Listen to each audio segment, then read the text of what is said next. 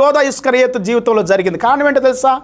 అతడు సత్యాన్ని నమ్ముకున్నాడు, దేవునికి దూరం అయ్యాడు, క్రీస్తుకు దూరం అయ్యాడు, సహవాసానికి, పవిత్రమైన సహవాసానికి దూరం అయ్యాడు, దేవుని వాక్యానికి దూరం అయ్యాడు, యేసు ప్రభువుని అప్పగించాడు. ఇలాంటి వారు కూడా ఈ దినాలు ఉన్నారు. సత్యాన్ని నమ్ముకునేవాళ్ళు, వాక్యాన్ని నమ్ముకునేవాళ్ళు, దేవుని కంటే కూడా ఎక్కువ ధనాన్ని, వస్త్రాల్ని, లోక వైభోగాల్ని, లోక సంబంధమైనటువంటి సాహిత్యాన్ని ఎక్కువగా ప్రేమించేటువంటి వాళ్ళు కూడా ఉన్నారు పిల్లరా.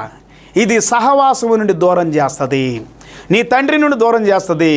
సామెతల గ్రంథం 15:6, నీతిమంతుని ఇల్లు గొప్ప ధననిధి, భక్తిహీనునికి కలుగు వచ్చుబడి శ్రమకు కారణమగును.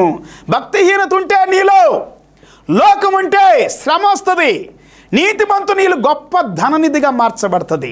నీకు లోక సంబంధమైనటువంటి, ప్రకృతి సంబంధమైనటువంటి, భూ సంబంధమైనటువంటి మనుషులకు ఉన్నటువంటివి ఆస్తులు, అంతస్తులు, ధనము నీకు ఉండక